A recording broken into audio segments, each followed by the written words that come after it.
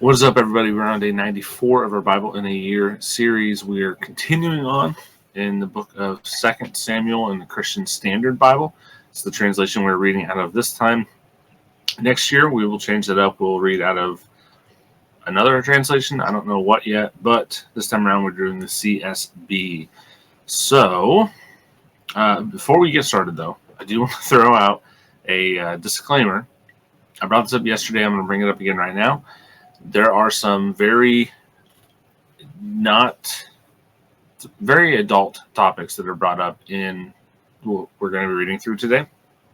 So if you have kids and they're listening, this is your warning to maybe turn it off, find something else for right now, at least until you can listen, or read ahead and see what specifically is talked about and decide whether or not your kid is ready to hear that, or if you personally are ready to have those conversations. So as a parent myself, I wanted to throw out that warning. And here we go. We're in 2 Samuel 13. And again, warning has been given. Shut it off if you don't want kids to hear. Verse 1. Some time had passed.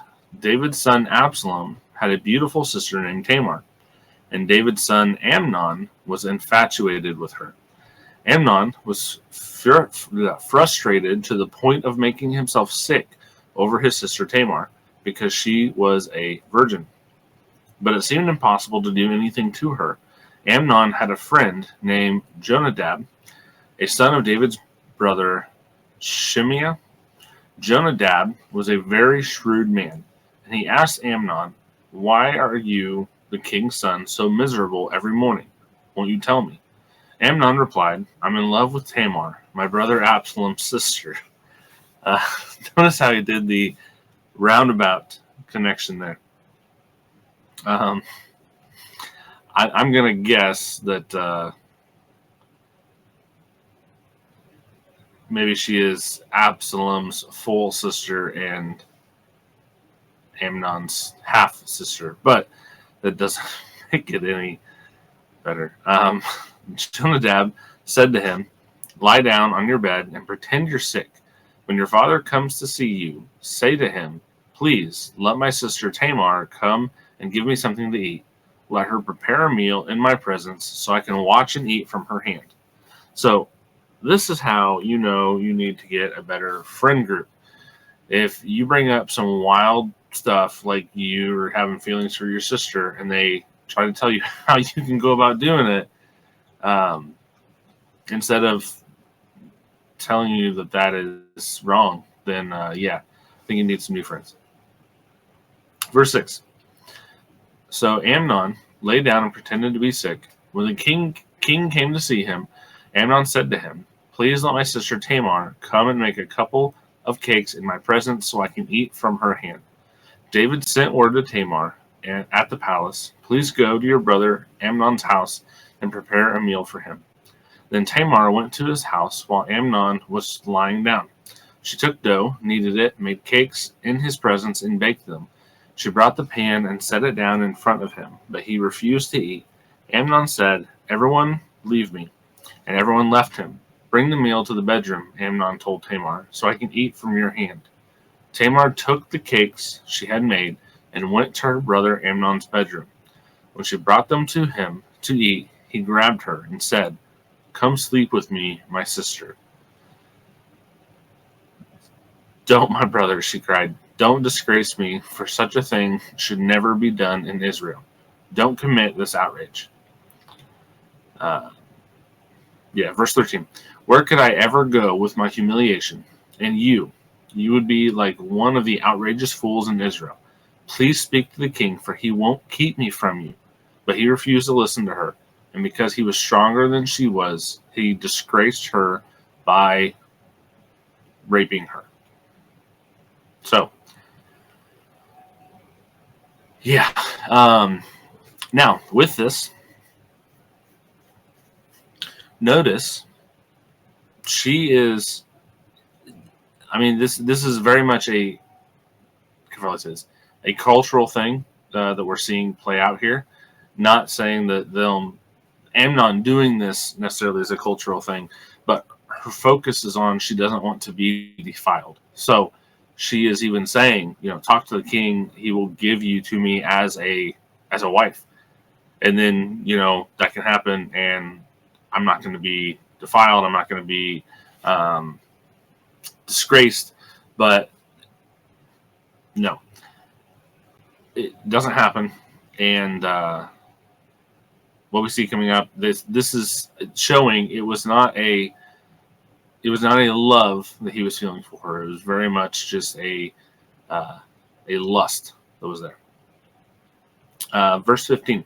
So Amnon hated Tamar with such intensity that the hatred he hated her with was greater than the love he had loved her with. Get out of here, he said. No, she said. Sending me away is much worse than the great wrong you've already done to me. But he refused to listen to her. Instead, he called to the servant who waited on him. Get this away from me. Throw her out and bolt the door behind her. Get this away from me. Yeah. Verse 18. Amnon's servant threw her out and bolted the door behind her. Now Tamar was wearing a long-sleeved robe because this was what the king's virgin daughters wore. Tamar put ashes on her head and tore the long-sleeved robe she was wearing. She put her hand on her head and went away crying out. Her brother Absalom said to her, Has your brother Amnon been with you? Be quiet for now, my sister. He is your brother. Don't take this thing to heart. So Tamar lived as a desolate woman in the house of her brother Absalom. Okay. Now, keep in mind what we just saw here. And there's a passage of time here.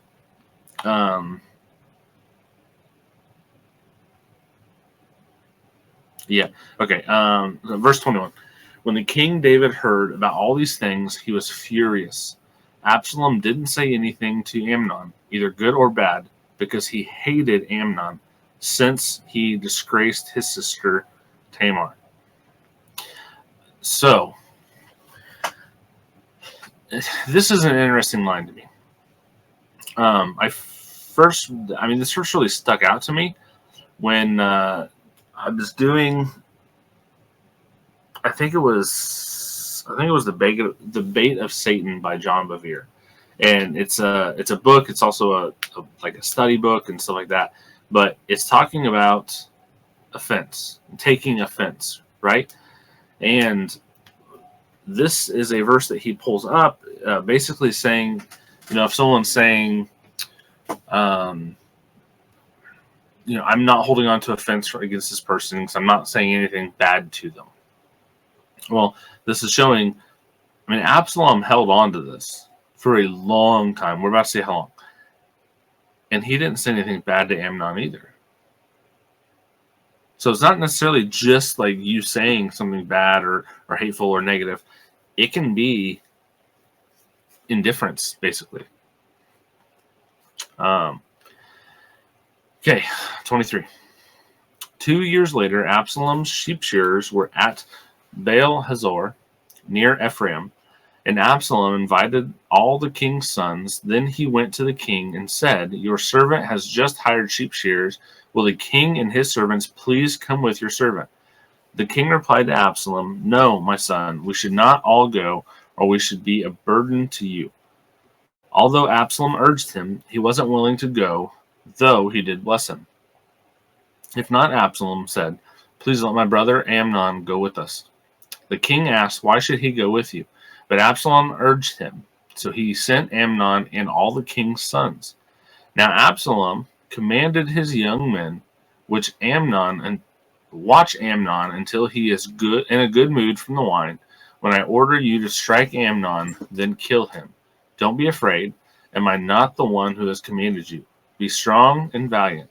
So Absalom's young men did to Amnon, just as Absalom had commanded. Then all the rest of the king's sons got up, and each fled on his mule.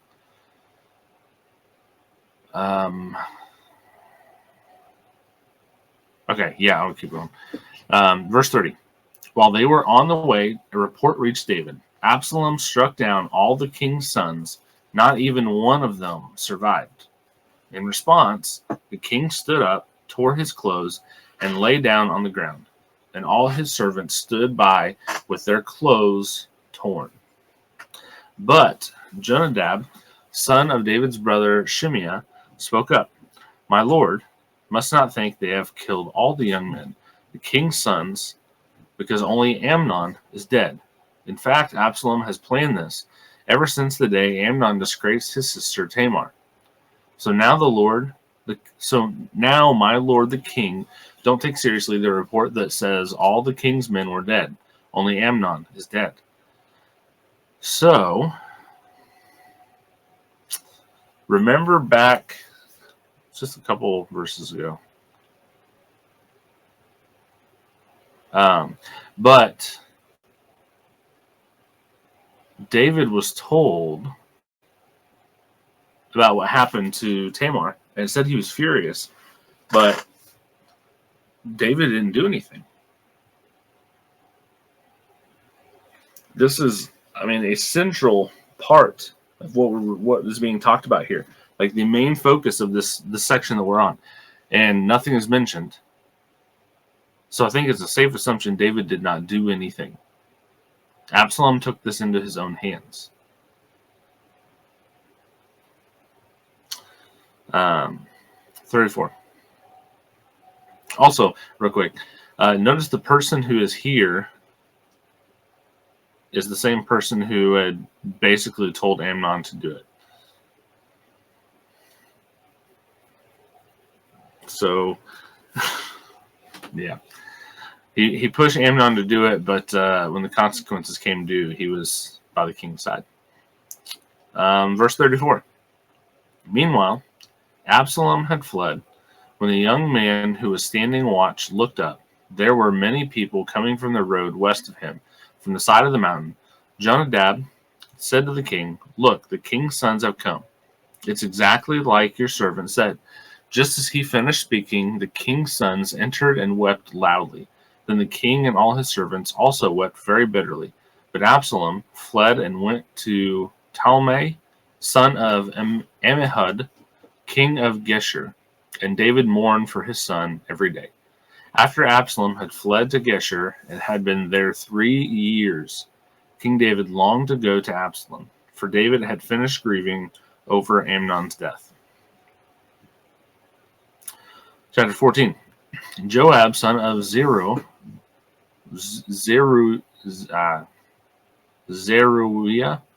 realized that the king's mind was on Absalom. So Joab sent someone to Tekoa to bring a wise woman from there. He told her, "Pretend to be in mourning, dress in mourning clothes, and don't put on any oil. Act like a woman who has been mourning for the dead for a long time. Go to the king and speak these words to him." Then Joab told her exactly what to say. When the woman from Tekoa came to the king, she fell face down to the ground, paid homage, and said, "Help me, your majesty." "What's the matter?" the king asked her. "Sadly, I am a widow. My husband died." She said, "Your servant had 2 sons. They were fighting in the field, and no one to separate them. And one struck the other and killed him. Now the whole clan has risen up against your servant and said, 'Hand over the one who killed his brother, so we may put him to death for the life of the brother he murdered. We will eliminate the heir.' They would extinguish my one remaining ember by not preserving my husband's name or posterity on earth." The king told the woman, "Go home. I will issue a command on your behalf." Then the woman of Tekoa said to the king, "My lord, my king, may any blame be on me and my father's family, and may the king and his throne be innocent. Whoever speaks to you," the king said, "bring him to me. He will not trouble you again." She replied, "Please, may the king invoke the Lord, your God, so that the avenger of blood will not increase the loss, but they will not eliminate my son. As the Lord lives," he vowed, "not a hair of your son will fall to the ground." Then the woman said, "Please, may your servant speak a word to my lord the king." "Speak," he replied. The woman asked, Why have you devised something similar against the people of God?" When the king spoke as he did about this matter, he was pronounced his own guilt. The king has not brought back his own banished one. We will certainly die and be like water poured out on the ground, which can't be recovered. But God would not take away a life. He would devise plans so that the one banished from him does not remain banished. Now, therefore, I've come to present this matter to my lord, the king, because the people have made me afraid. Your servant thought, I must speak to the king. Perhaps the king will grant his servant's request.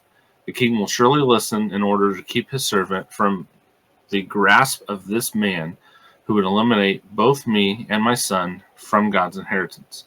Your servant thought, may the word of the Lord, the king, bring relief for my lord. The king is able to discern the good and the bad, like the angel of God. May the Lord, your God, be with you. Then the king answered the woman, I'm going to ask you something. Don't conceal it from me. Let my lord the king speak. The woman replied, the king asked, did Joab put you up to all this? The woman answered, as you live, my lord the king, no one can turn to the right or to the left from all my lord the king says. Yes, your servant Joab is the one who gave orders to me. He told your servant exactly what to say. Joab, your servant, has done this to address the issue indirectly. My Lord has wisdom, like the wisdom of an angel of God, knowing everything on earth. Then the king said to Joab, I hereby grant this request. Go, bring back the young man Absalom. Joab fell with his face to the ground in homage and blessed the king. Today, Joab said, your servant knows I have found favor with you, my Lord the king, because the king has granted the request of your servant. So Joab got up, went to Geshur, and brought Absalom to Jerusalem.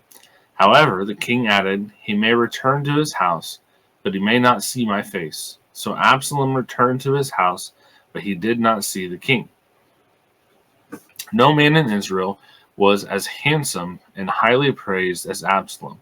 From the sole of his foot to the top of his head, he did not have a single flaw. When he shaved his head, he shaved it at the end of every year, because his hair got so heavy for him that he had to shave it off.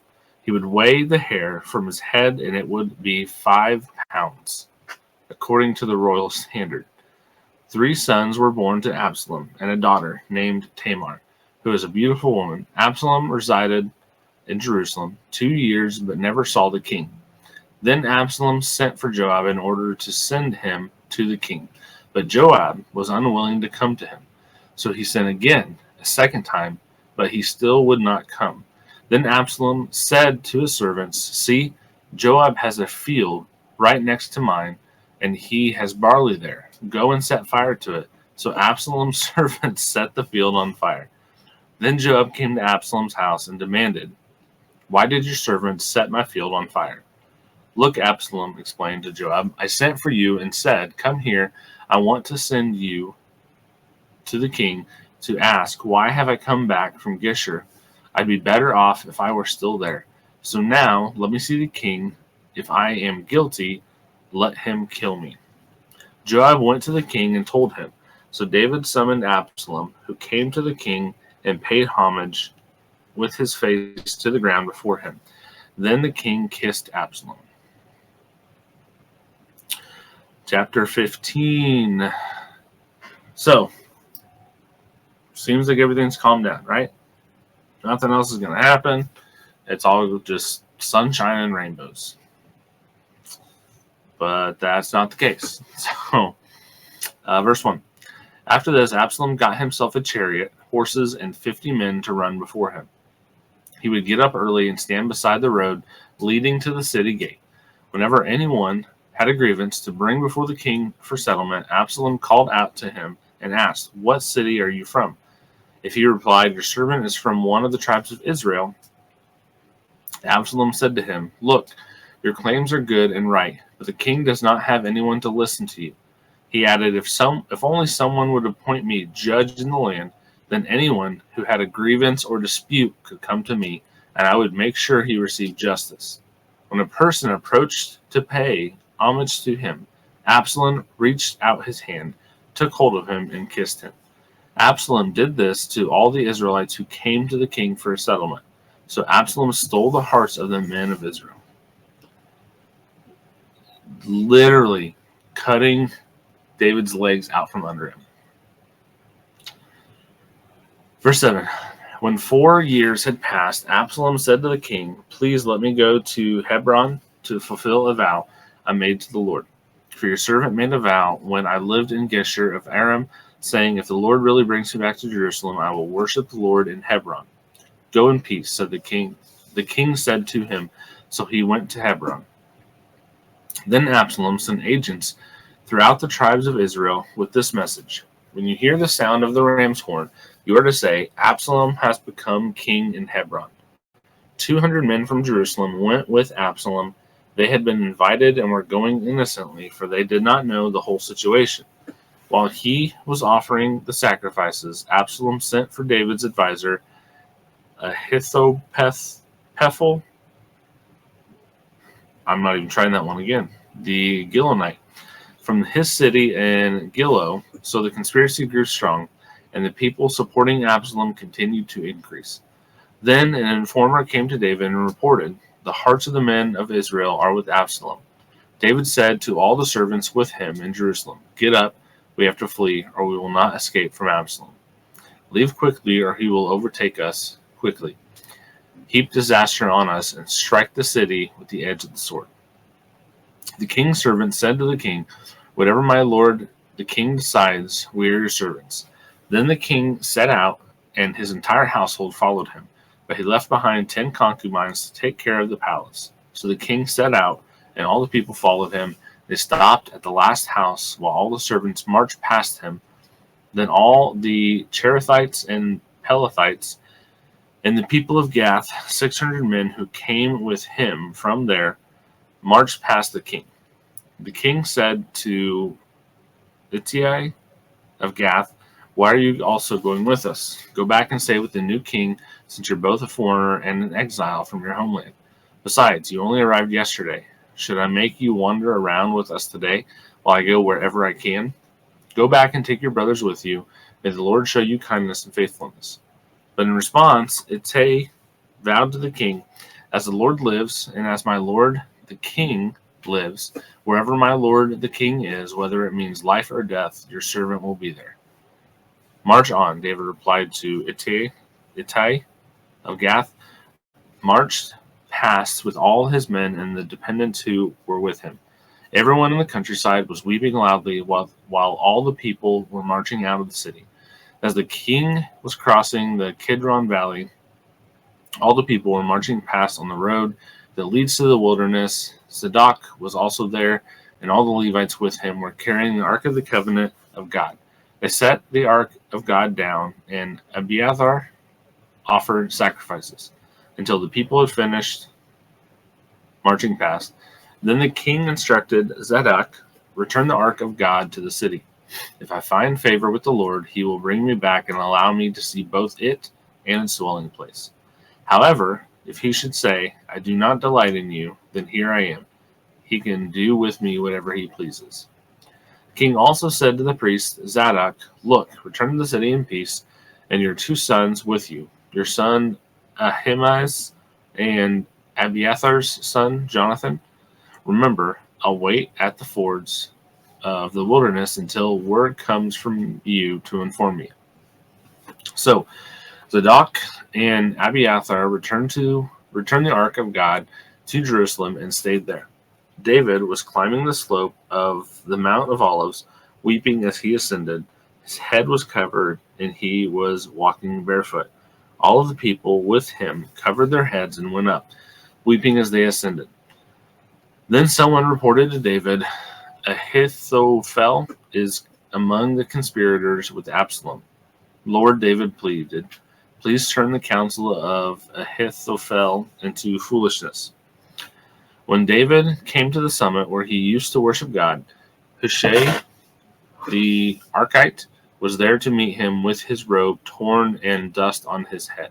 David said to him, "If you go away with me, you'll be a burden to me.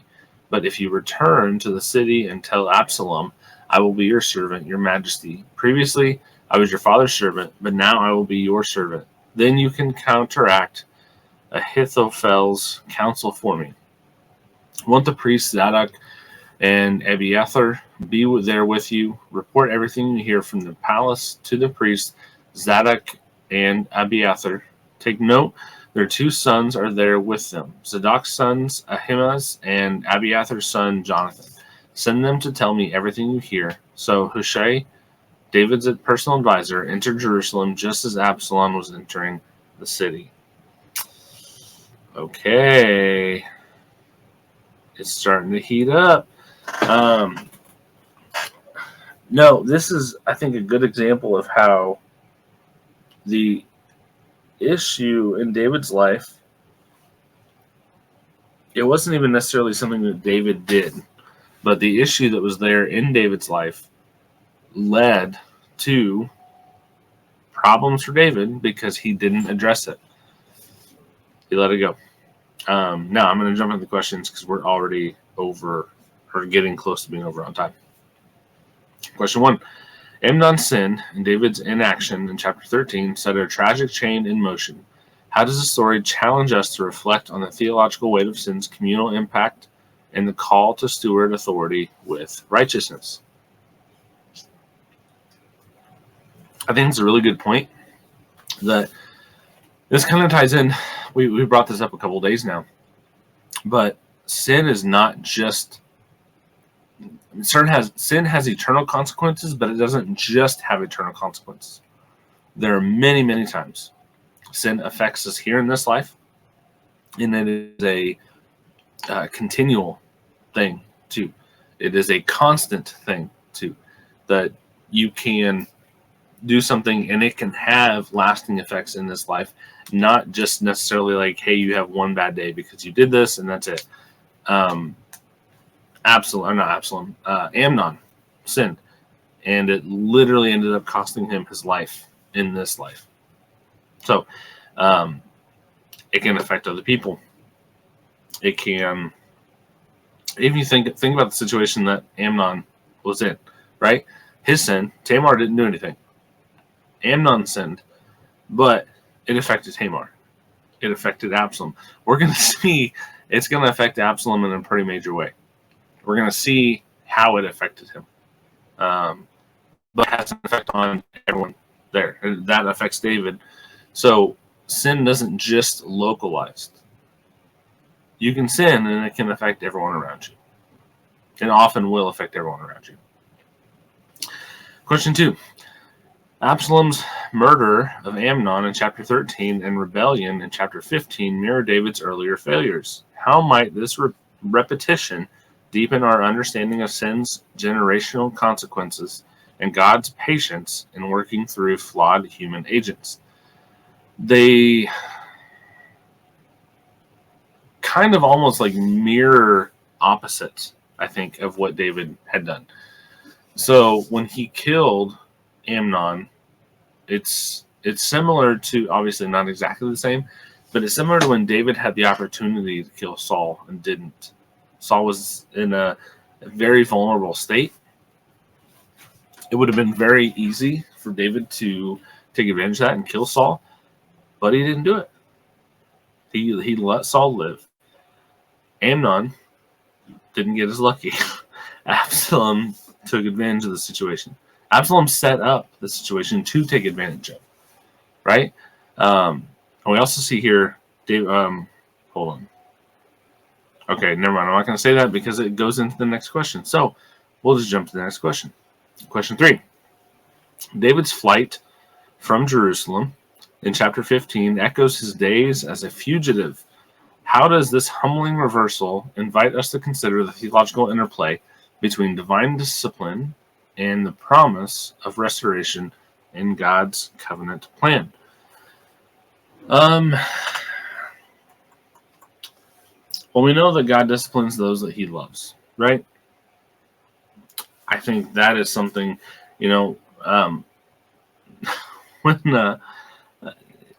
I think it's, I've never said it, but I think it's a common idea, when a parent disciplines their kid, they say, this is going to hurt me a lot more than it hurts you. Um, there is definitely an idea that there's going to be, especially if we're talking about capital punishment, spanking kids and things like that, there's going to be pain there. You know that there's going to be pain there. It's not going to be pleasant. But why do we do that? I do that because I love my kids and I want to correct them. I want to show them the correct way to do things, the correct way to go about things. And so sometimes it takes different types of correction. And one of those ways would be through discipline like that, capital punishment like that. Now, if I did not love them, I wouldn't care. They could do whatever they wanted as long as they weren't messing with my stuff. But no, I care because I care about how other people perceive them. I care about how they're going to interact with other people.